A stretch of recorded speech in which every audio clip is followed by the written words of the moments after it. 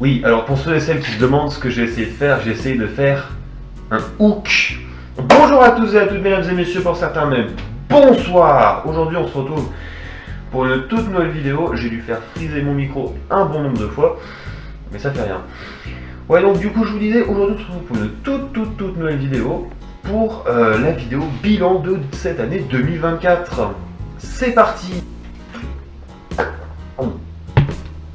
Alors, niveau cinéma, du coup, j'allais vous dire, c'est plutôt bien passé, j'étais plutôt agréablement surpris. Vous avez vu que j'ai pu faire des vidéos critiques sur certains films que j'ai vus, ce qui ont été très bien, que j'ai beaucoup aimé aussi. Comme notamment, j'avais vu le Ghostbuster 4, si je dis pas de conneries.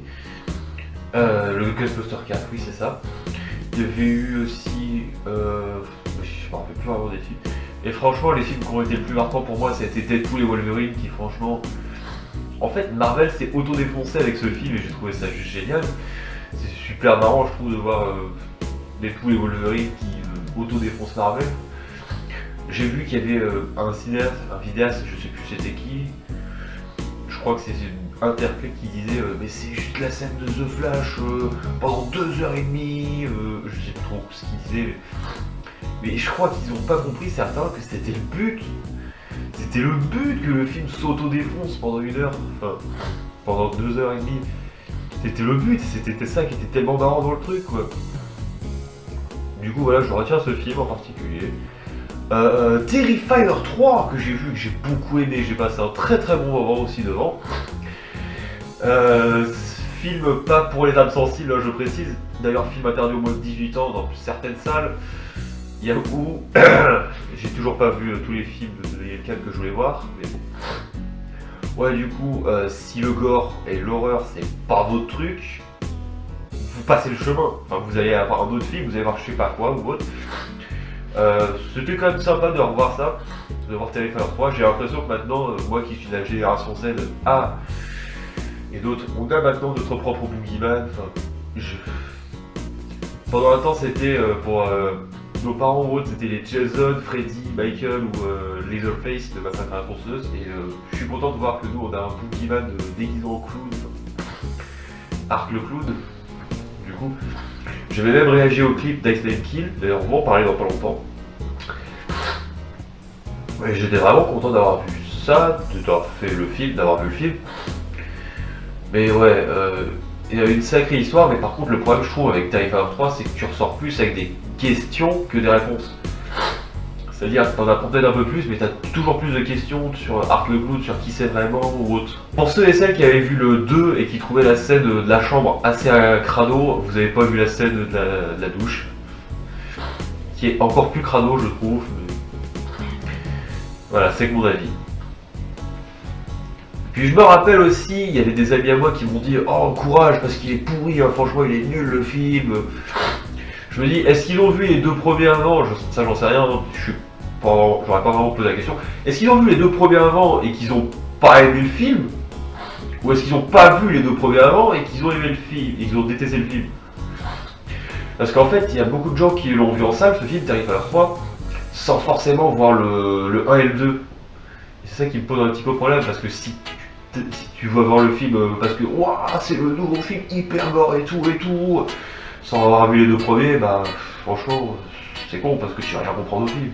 Sous la scène, j'avais beaucoup aimé le film, c'était vraiment sympa d'avoir vu ça. C'était marrant surtout que quand ça arrive pour les JO, c'est assez drôle, je trouve personnellement. Et franchement le film Bienvenue dans une couillerie, si vous ne l'avez pas vu, il est assez marrant, c'est réalisé par le gars qui a fait Frontières et Hitman. Ouais, ça sent le cinéaste de qualité. Franchement, le film est à prendre au pied de la lettre. Et c'est assez drôle à voir, je trouve, comme film. Et je vous le conseille si vous ne l'avez pas vu. Sans un bruit, jour 1. Eh oui, Sans un bruit, jour 1, que j'avais critiqué sur la chaîne. D'ailleurs, je trouve que le film était quand même très passable, hein, personnellement. Bon, j'ai pas vraiment appris d'autres trucs, à part qu'ils viennent de l'espace. Et tu sais pas pourquoi ils viennent de l'espace, d'où ils viennent, pourquoi ils sont venus sur la Terre. J'ai pas trouvé le film vraiment très utile et je trouvais quand même le film passable après avis. Je sais que je l'avais dit du bien dans une vidéo que je trouvais que l'horreur devenait de plus en plus mainstream. Et franchement, je me suis remis en question sur certains films récemment, puis je trouve que, par exemple, Sans un bruit jour 1 n'est pas le meilleur Sans un bruit. Enfin, de base, Sans un bruit est un univers qui m'intéresse pas vraiment. J'ai quand même fait l'effort de regarder les deux premiers.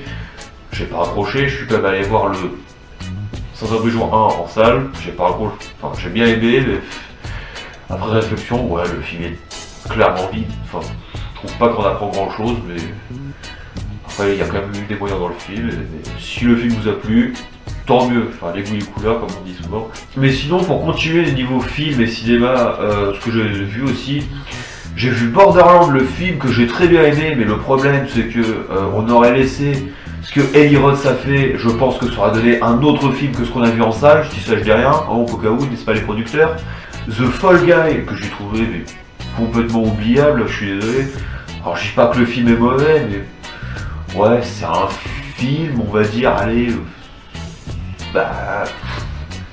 c'est pas un grand film non plus, y a pas d'enjeu en particulier, je trouve, et puis, très sincèrement, je trouve que le film est très vite oubliable, c'est juste des mecs qui font des cascades sur un tournage, et parce que c'est juste une histoire d'amour complètement bidon, je trouve aussi à côté, ouais, le film est similaire à beaucoup d'autres, il est similaire à Bullet Train, il est très clairement similaire à Bullet Train comme je vous le disais, et d'autres.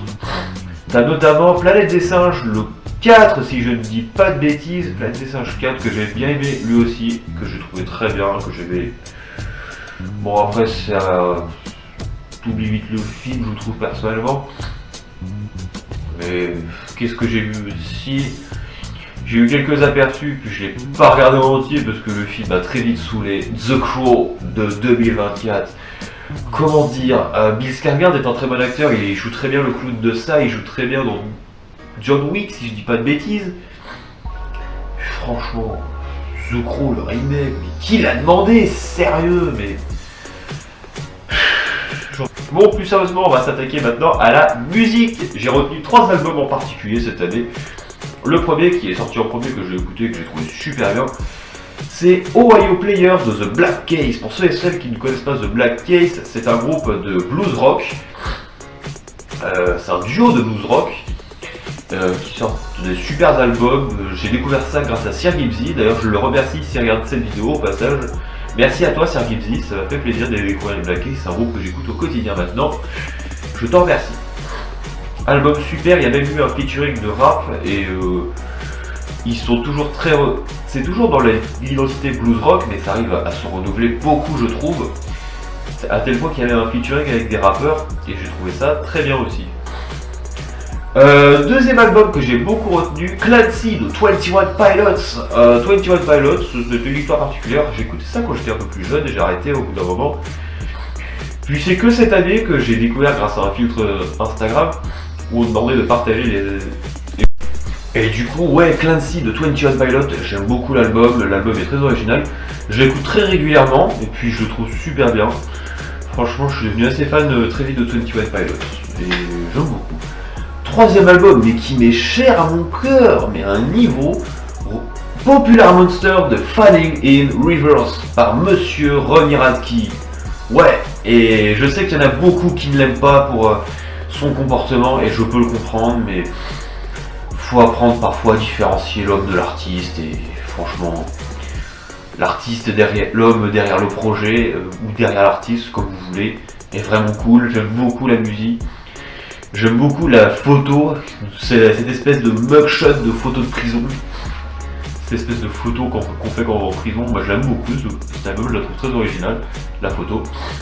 Je trouve la pochette très originale et j'ai beaucoup aimé. Il y avait beaucoup de trucs très nouveaux je trouve, enfin pas vraiment mais j'aime beaucoup le morceau Ronald qu'il a fait en featuring avec Tech9 et Alex Terrible, le morceau All My Life qu'il a fait avec le chanteur de country Jelly Roll, et puis le feat avec Bad Guy qu'il a fait avec sa copine, comment elle s'appelle, Saraya.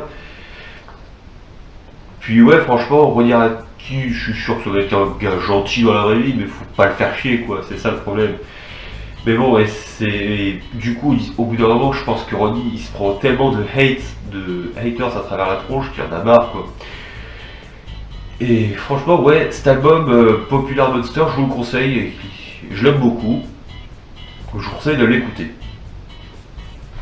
Bon, 2024 pour moi a été une année charnière, enfin c'était à la fois bien, à la fois il y a eu des hauts, il y a eu des hauts comme des bas, voilà, des hauts et des bas, voilà, c'est bon. Et comment dire? Je suis dépressif. Non, non, non, je suis pas dépressif, faut arrêter les conneries au bout d'un moment. Ça a été assez compliqué. Alors j'ai réussi à obtenir mon permis, j'ai réussi notamment à élargir mon cercle d'amis, ça j'en suis très fier. Et je cherche maintenant un autre job parce que mon job à temps partiel me permettait de faire des vidéos et me permettait aussi d'avoir un travail à côté de chez moi parce que maintenant j'en cherche un autre un peu plus loin et à temps plein. C'est parce que en fait actuellement je suis agent d'entretien, c'est pourquoi je pouvais faire mes vidéos et tout ça. Et disons que je cherche quelque chose à temps plein pour gagner plus et puis pour pouvoir un jour partir de chez mes parents. On y arrivera, vous inquiétez pas. C'est pour ça du coup aussi j'ai eu la chance de pouvoir faire grandir cette chaîne YouTube, je continuerai à la faire grandir. Et j'ai pu tester d'autres formats, j'ai pu tester d'autres formats cette année qui ont plutôt bien marché. Personnellement j'ai vu que l'ouverture de collection de DVD ça vous a plutôt bien captivé. Que je vous partage des dessins de personnages de films ça vous a plutôt bien captivé. Que je vous parle de Ice Night Kill ou que je réagisse à une vidéo, au dernier clip de Ice Night Kill ça vous a plutôt bien captivé aussi. Alors je cherche à faire une vidéo true crime, il y aura une vidéo true crime qui arrivera, je ne vous dis pas quand, parce que je ne peux pas vous donner de date en particulier. Je compte faire plus de vidéos que possible, mais plus de vidéos travaillées que possible aussi, c'est ça qui compte. Et il me tarde de vous montrer tout ça et de vous partager tout ça. Quant à moi je vous dis à une prochaine vidéo, n'hésitez pas à prendre soin de vous. Je sais pas si on se reverra avant ou après les fêtes de Noël, je sais pas encore. En tout cas, je vous souhaite de passer de bonnes fêtes de Noël parce que nous sommes bientôt en décembre. Et je vous dis à la prochaine. Salut!